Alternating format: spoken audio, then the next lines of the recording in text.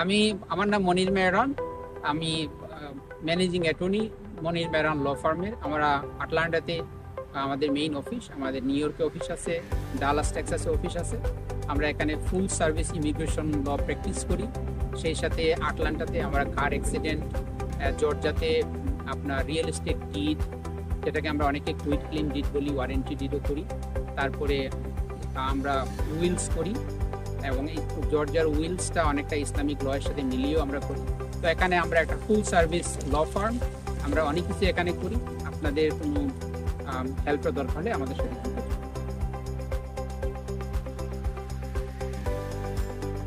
এটা Atlanta USCS office. এখানে সব ধরনের ইন্টারভিউ হয়ে থাকে, যদি একমাত্র কোর্ট হিয়ারিং ছাড়া এখানে সব ধরনের ইন্টারভিউ হয়ে থাকে। সিটিজেনশিপ ইন্টারভিউ, গ্রিন কার্ডের ইন্টারভিউ, অ্যাসাইলাম ইন্টারভিউ, সবকিছু এখানে এই অফিস থেকে করা হয়।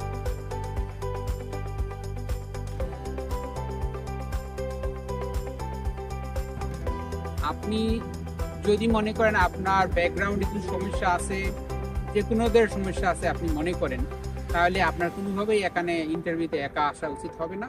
সেটা সিটিজেনশিপের ইন্টারভিউ হোক, কিংবা গ্রিন কার্ডের ইন্টারভিউ হোক, অ্যাসাইলামের ইন্টারভিউ হোক, যে কোনোভাবে হোক না কেন আপনার একা আসা উচিত হবে না। কারণ অনেক সময় যদি আপনার রেকর্ড ভালো না থাকে, কিংবা অ্যাসাইলামের কিছু স্ট্রং না থাকে, অনেক কিছু কারণেই ওরা আপনাকে, অনেক সময় অফিসাররা আইসকে ইনফর্ম করে দেয়, আইস অফিসার তখন সাথে সাথে চলে আসে। তো আপনার সাথে যদি কোনো একজন ইমিগ্রেশন অ্যাটর্নি থাকেন, তাহলে অনেক সময় এই কেসটা জটিল হওয়ার আগেই আমরা ইমিগ্রেশন কেসটাকে উইথড্র করে নিতে পারি। তখন ওরা অনেক সময় আইস অফিসারকে আর ওরা জানায় না, তখন জিনিসটা আপনার অ্যাভয়েড করা যায়, এবং ফিউচারে আপনি তখন আবার অ্যাপ্লাই করতে পারছেন, বিশেষ করে গ্রিন কার্ডের অ্যাপ্লিকেশন কিংবা সিটিজেনশিপের অ্যাপ্লিকেশন। আপাতত ওই মুহূর্তে আপনি ঝামেলা থেকে বের হয়ে আসেন।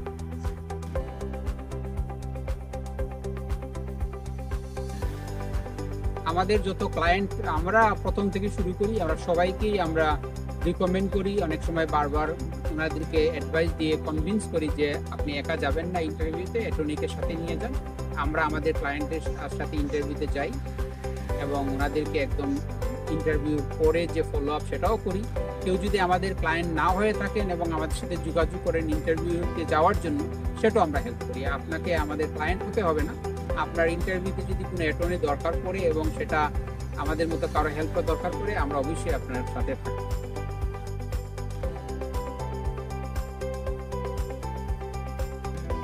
সাধারণত 150 দিনের পরে, ফাইল করার 150 দিন পরে অ্যাসাইলাম অ্যাপ্লিকেশন করা যায়। আরও 30 দিন সময় লাগে এসকিউএসসিএস এর এটা প্রসেস করতে। 180 দিন পরে ওয়ার্ক পারমিট পাওয়া যায়। কিন্তু কখনো কখনো অ্যাসাইলামের একটা ক্লক আছে, সেই ক্লকটা যদি রান না হয়, তাহলে আপনার 1000 দিন হলেও আপনি ওয়ার্ক পারমিট পাবেন না।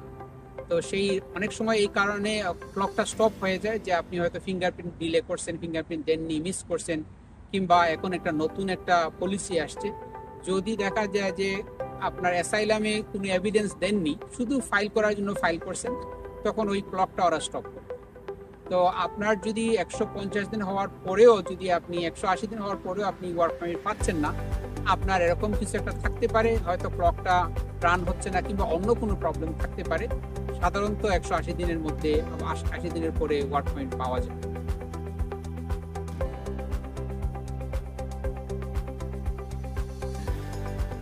আমরা মনির মেহরান ল ফার্ম একটা full service immigration law firm. এখানে আমরা সব ধরনের সার্ভিস দিয়ে থাকি, অ্যাসাইলাম থেকে শুরু করে family immigration, business immigration, investment, আমরা সবগুলোই দিয়ে থাকি। আমাদের অ্যাসাইলাম অ্যাপ্লিকেশনটা বেশ জটিল, এবং এটা ইউএসসিএস অফিসার কিংবা ইমিগ্রেশন জাজের মর্জির উপর নির্ভর করে। এটা ডিসক্রিপশনারি একটা অ্যাপ্লিকেশন, ওনারা চাইলে অ্যাপ্রুভ করতে পারে, নাও করতে পারে। তো এখানে মোটেই নিজে করা উচিত হবে না, ইমিগ্রেশন অ্যাটর্নির সাহায্য নিয়ে করা দরকার। কারণ এটা অ্যাসাইলাম এর স্টেটমেন্টটা খুবই ইম্পর্টেন্ট। এটা দিয়ে আপনার সব কিছু প্রমাণ করতে হবে যে আপনি আপনার নিজের দেশে ফিরে যেতে পারবেন। অনেক সময় অন্যান্য প্রমাণপত্র জোগাড় করা যায় না, সেই ক্ষেত্রে একমাত্র স্টেটমেন্টটাই হচ্ছে আপনার একমাত্র ভরসা। তো সেটা স্ট্রং করতে হলে আপনার একজন প্রফেশনালের কাছে যেতে হবে। আপনি নিজে যতই ভালো করতে চান, সেখানে কিছু ত্রুটি থেকে যাবে। যদি একজন লয়ার ছাড়া অন্য কারোর কাছে যান, সেখানেও কিছু ত্রুটি থেকে যাবে, কারণ এখানে অনেকগুলো লিগেল জিনিস আছে। তো আপনি আপনার একজন অ্যাটর্নির সাহায্য নিয়ে ফাইল করবেন। অ্যাটর্নির সাথে যোগাযোগ করেই করবেন। আপনার কেসটা যতই স্ট্রং হোক না কেন, অ্যাটর্নি আপনার এটাকে হেল্প স্ট্রঙ্গার করতে পারবে না যদি আপনি নিজে অ্যাটর্নিকে হেল্প না করেন। তো গল্পটা সবগুলো স্টেটমেন্ট আপনার। আপনি যত সুন্দর করে বলবেন, যত অ্যাটর্নিকে সময় দিবেন, অ্যাটর্নি তত বেশি আপনাকে হেল্প করবে। তো মূলত হচ্ছে আপনার উপর নির্ভর করছে আপনার কেসটা কোন দিকে যাবে। যদি আইস কখনো আপনার বাসায় আসে কিংবা কাজে আসে, তাহলে যদি আপনার অ্যাসাইলাম থাকে, ফাইল করা থাকে, তাহলে পেন্ডিং অ্যাসাইলামের একটা কাগজ দেখাতে পারেন, ওয়ার্ক পারমিট কিংবা অ্যাসাইলামের অ্যাপ্লিকেশন একটা কপি দেখাতে পারেন যে আমার অ্যাসাইলামের একটা কেস পেন্ডিং আছে। তো আইস অফিসাররা আপনার অ্যাসাইলামের সিদ্ধান্ত নেওয়ার আগ পর্যন্ত আপনাকে রিপোর্ট করতে পারবে না।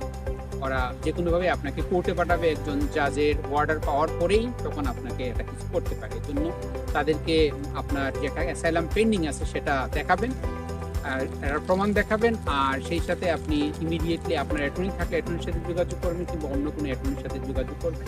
আইস অফিসারকেও বলবেন যে আপনি অ্যাটর্নির সাথে কথা বলতে চান, তখন ওনারা আপনাকে সেই সুযোগ দিবে। অ্যাটর্নি রিপ্রেজেন্টেশন আইসরা করে, রিকগনাইজ করে। সুতরাং আপনার একজন অ্যাটর্নির সাহায্য নিলে আপনার প্রোটেকশনটা বেটার থাকবে।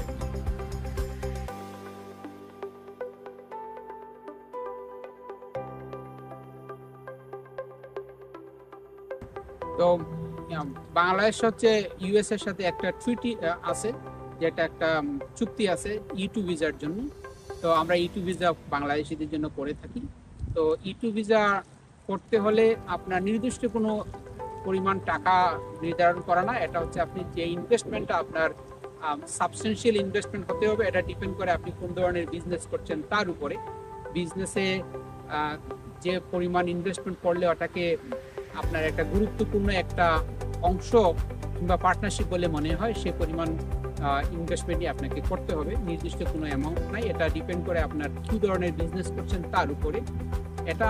আর সেটা করতে হলে আপনাকে যে কোনোভাবে সোর্স অফ ফান্ড দেখাতে হবে, যে আপনি কীভাবে টাকাটা পাইলেন, কোথা থেকে পাইলেন, সেটা আপনাকে প্রমাণ করতে হবে। আর যদি অনেক সময় নিজের টাকা না থাকে, তাহলে আপনি ধার করতে পারেন কিংবা গিফট নিতে পারেন। তো যেভাবেই টাকাটা আনেন না কেন, যে কেউ যদি গিফট দিয়ে থাকেন, তাহলে ওনারও সোর্স অফ ফান্ডটা লাগবে যে উনি কীভাবে টাকাটা। তো এটা আপনার বেশ ফিজিবল একটা করা সম্ভব। আমরা অনেকেই করে করছি, অ্যাপ্রুভ হচ্ছে। এগুলো আপনি যদি সোর্স অফ ফান্ড দেখাতে পারেন, তাহলে E2 ভিসা অসম্ভব কিছু না। এটা বেশ ভালো একটা ইমিগ্রেশন বেনিফিট।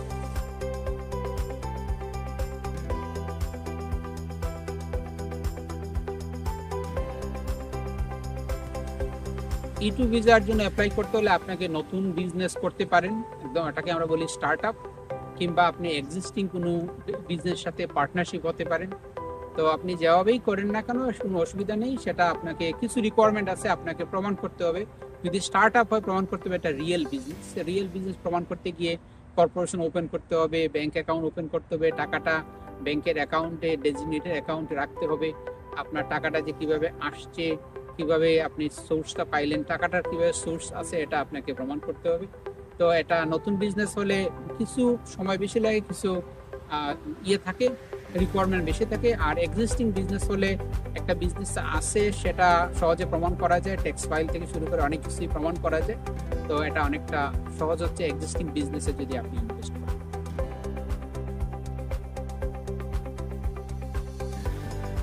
EB2 NIW হচ্ছে এক ধরনের বিজনেস, একটা ওয়ার্ক বেসড ইমিগ্রেশন অ্যাপ্লিকেশন। তো এটাতে EB2 NIW তে কোনো স্পন্সর লাগে না, কোনো কোম্পানির সাহায্য নিতে হবে না, আপনি নিজেই সেলফ পিটিশন করতে পারবেন। তো এটাতে কিছু রিকোয়ারমেন্ট আছে।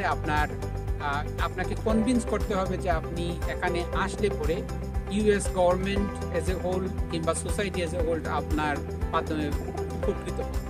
তো সেখানে অনেকের থাকতে হয়, কিছু এডুকেশনাল রিকোয়ারমেন্টও থাকতে হয়। না থাকলেও কোনো সমস্যা নেই, এটা ডিপেন্ড করে আপনি আপনার ফিল্ডে কতটুকু এক্সপার্টিস সেটা প্রমাণ করতে হবে, এবং আপনার দ্বারা US গভর্নমেন্ট যে বেনিফিট হবে সেটা আপনার রিসার্চ পেপার এবং এক্সপিরিয়েন্স এবং হায়ার এডুকেশন থাকলে এটা অনেকটা ইজিলি করা সম্ভব হয়।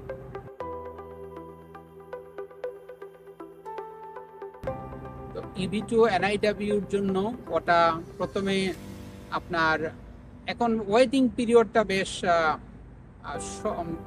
এটা চেঞ্জ হয়ে যায়, এটা ডিপেন্ড করে কতজন অ্যাপ্লাই করছেন, এবং ওটা EB2 NIW-র ভিসার সংখ্যা কিন্তু সীমিত, কিন্তু সেখানে অ্যাপ্লিকেশন বেশি হয় কখনো কখনো, তখন ওয়েটিং পিরিয়ডটা বেড়ে যায়, এবং এটা প্রত্যেক মাসেই ভিসা বুলেটিনে বোঝা যায় যে এটা ওয়েটিং পিরিয়ডটা কত।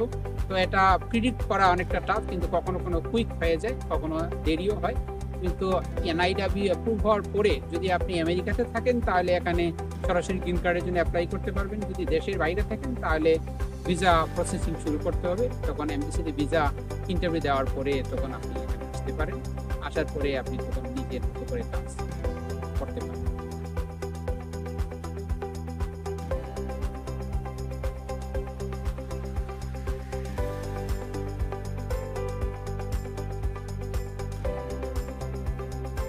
আমরা সবসময় RFE ডিল করে থাকি। RFE রেসপন্সটা যখন প্রথম অ্যাপ্লাই করার পরে যখন দেখা যাচ্ছে USCIS ওই অ্যাপ্লিকেশনের এবং সাথে এভিডেন্সটা এনাফ মনে করছে না, তখনই ওনারা RFE ইস্যু করে। RFE হচ্ছে request for evidence, additional evidence চাচ্ছে, কারণ ওনারা যা পাঠাইছেন তাতে ওনারা সন্তুষ্ট না। এতে করে আপনার নতুন এভিডেন্স দিতে হবে, নইলে হবে না, কারণ যা পাঠাইছেন তাতে ওটা ওনারা হয়নি, সন্তুষ্ট হয়নি, রিকোয়ারমেন্টটা মিট করেনি ওনারা মনে করছেন। সেই ক্ষেত্রে আপনাকে নতুন এভিডেন্স জোগাড় করতে হবে, জোগাড় করে ওটাকে খুবই অর্গানাইজলি আপনাকে রেসপন্স দিতে হবে, ডকুমেন্টগুলো সুন্দর করে গুছাতে হবে। সেখানে লিগেল কিছু অ্যানালাইসিসের ব্যাপার আছে, আর্গুমেন্টের ব্যাপার আছে, আপনার প্রত্যেকটা এভিডেন্স কিভাবে রিকোয়ারমেন্টটাকে মিট করে সেটা সুন্দর করে গুছাতে হবে। এবং আপনি যত সুন্দর করে গুছাবেন অফিসার তত বেশি হবে, আপনাকে হেল্প করতে ইন্টারেস্টেড হবে, কারণ অগোছালো ফাইলগুলো কেউ পছন্দ করে না। অফিসাররা পছন্দ করে না যে তাকে 1000 পাতা খুঁজে খুঁজে বের করবে কোন জায়গায় কি আছে। তো আপনি যত সুন্দর করে গুছিয়ে দিবেন সেটা তত আপনার কেসটা অ্যাপ্রুভ হওয়ার সম্ভাবনা বেশি থাকে।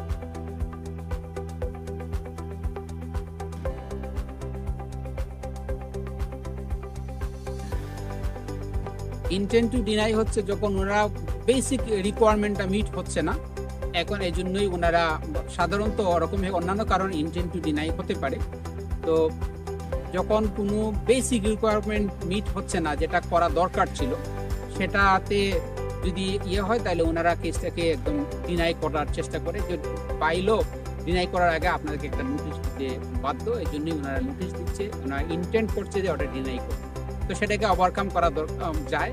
মনে করেন একজন ম্যারেজ বেসড গ্রিন কার্ডের জন্য অ্যাপ্লাই করছেন, দেশের বাইরে ওনার স্পাউস আছেন, আনতে চাচ্ছেন, উনি বিয়ের সার্টিফিকেটটা দিতেই ভুলে গেছেন।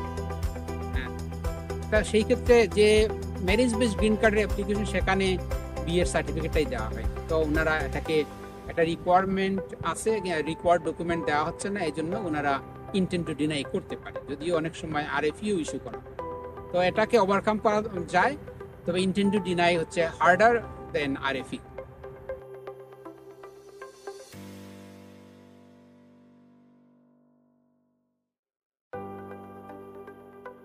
তো CSP এর পুরো নামটা হচ্ছে চাইল্ড স্ট্যাটাস প্রোটেকশন অ্যাক্ট। এটাতে কোনো বাচ্চা যাতে, কোনো ছেলে মেয়ে যাতে এজ আউট না হয়, সেই উদ্দেশ্যে এটাকে করা হয়েছিল। তো কোনো কোনো ক্ষেত্রে এজ আউটটাকে অ্যাভয়েড করা যায় যখন আপনার ভিসা প্রসেসিং শুরু হয় কিংবা এখানে 485 জমা দেওয়া হয়, তখন একটা ভিসা বুলেটিনে দেখা যায় যে ভিসা অ্যাভেলেবল আছে কিনা। যেদিন ভিসা অ্যাভেলেবল হবে ওই দিন যদি কোনো কারো ছেলে মেয়ের বয়স যদি 21 বছরের নিচে থাকে তাহলে ওটা নিয়ে কোনো চিন্তা করতে হবে। আর যদি 21 বছরের উপরে হয়ে যায় তাহলে দেখতে হবে যে ওই দিন যে বয়সটা আছে সেই বয়স থেকে USCIS যে প্রথমে ফাইলটা করা হয়েছিল সেই ফাইল থেকে অ্যাপ্রুভাল নোটিশ পর্যন্ত যে সময়টা আছে, আমরা ওটাকে বলি প্রসেসিং টাইম, সেই প্রসেসিং টাইমটাকে বাদ দিতে হয় অ্যাকচুয়াল বয়স থেকে। অ্যাকচুয়াল বয়স থেকে বাদ দেওয়ার পরে যদি দেখা যায় যে যেদিন ভিসা অ্যাভেলেবল হয়েছে ওই দিন যদি বয়সটা 21-এর চেয়ে একদিনও কম হয়, তাহলে ওই ছেলে মেয়ে CSPA অ্যাক্টের আন্ডারে প্রটেক্টেড, সে কখনো এজ আউট হবে না, যদি না আপনি 1 বছরের মধ্যে ন্যাশনাল ভিসা সেন্টারের সাথে যোগাযোগ না করেন।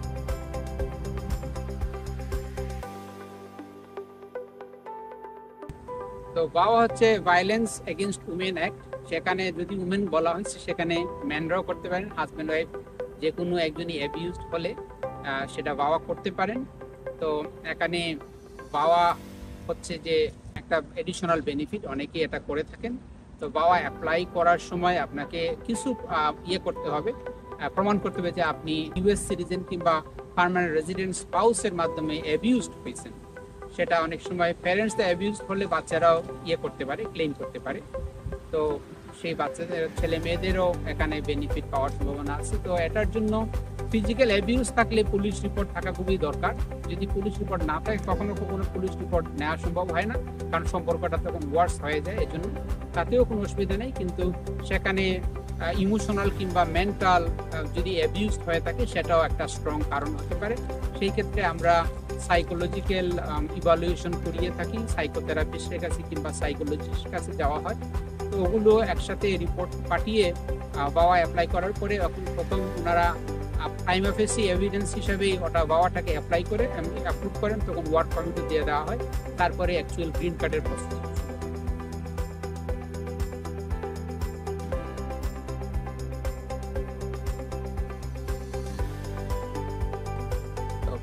কন্ডিশনাল গ্রিন কার্ড হচ্ছে 2 বছরের একটা গ্রিন কার্ড দেওয়া হয়। এটা সাধারণত আমরা এখানে ম্যারেজ বেসড কন্ডিশনাল গ্রিন কার্ডের কথাই বলছি। কেউ যদি বিয়ের 2 বছরের মধ্যে গ্রিন কার্ড পেয়ে থাকেন তাহলে সেটা কন্ডিশনাল গ্রিন কার্ড হয়, ওটাকে 2 বছরের জন্য ইস্যু করা হয়। 2 বছরের মধ্যে 10 ইয়ার গ্রিন কার্ডের জন্য কন্ডিশন রিমুভ করতে হয়, সেটা আমরা I-751 ফর্ম ইউজ করা হয়। তো সেটা দেখা যাচ্ছে যে হাজব্যান্ড ওয়াইফ দুজনের সাইন করলে, একসাথে করলে ওটা ইজি হয়। কিন্তু কখনো কখনো দেখা যাচ্ছে যে হাজব্যান্ড ওয়াইফ একসাথে থাকতে থাকছেন না, একজন আরেকজনের মাধ্যমে অ্যাবিউজড হয়েছেন। তো দেখা যাচ্ছে যদি যে গ্রিন কার্ড হোল্ডার উনি যদি অ্যাবিউজড হয়ে থাকেন ওনার ইউএস সিটিজেন স্পাউস কিংবা গ্রিন কার্ড হোল্ডার স্পাউসের মাধ্যমে, তাহলে উনি সিঙ্গল ফাইলার হিসাবে উনি ফাইল করতে পারেন। সেখানে অ্যাবিউজডের কিছু প্রমাণ দেখানো যেতে পারে। সেটা ফিজিক্যাল অ্যাবিউজ হলে বাবার মতো, ফিজিক্যাল অ্যাবিউজ হলে সেটা দেখাতে পারেন। পুলিশ রিপোর্ট থেকে শুরু করে অন্যান্য এভিডেন্স, ফটো, এগুলো এভিডেন্স রাখবেন। যদি ফিজিক্যাল অ্যাবিউজ না থাকে, মেন্টাল অ্যাবিউজ হলে আপনি সাইকোথেরাপিস্টের কাছ থেকে রিপোর্ট নিতে পারেন। তো এগুলো পেলে আপনার অধিক কিছু সময়ই আপনার হয় 10 ইয়ার গ্রিন কার্ড অ্যাপ্রুভ হয়। এবং এটা হচ্ছে যদি আপনার স্পাউস যদি ইউএস সিটিজেন হয়ে থাকেন তাহলে কিন্তু আপনি 3 বছরের সময় আপনি সিটিজেনশিপের জন্য অ্যাপ্লাই করতে পারবেন। যদিও আপনার 10 ইয়ার গ্রিন কার্ডটা পেন্ডিং আছে, তাতে কোনো অসুবিধা নেই। আপনি 3 ইয়ার্স হলে আপনি সিটিজেনশিপের জন্য অ্যাপ্লাই করতে পারবেন। তখন দেখা যাচ্ছে যে সিটিজেনশিপ এবং কন্ডিশনাল গ্রিন কার্ডের অ্যাপ্লিকেশন দুটাই একসাথে ওনারা মার্জ করে নেয় এবং একসাথে প্রসেস করে। তখন আপনার কেস স্ট্রং হলে আপনি সিটিজেনশিপ পেয়ে গেলেন 3 বছর।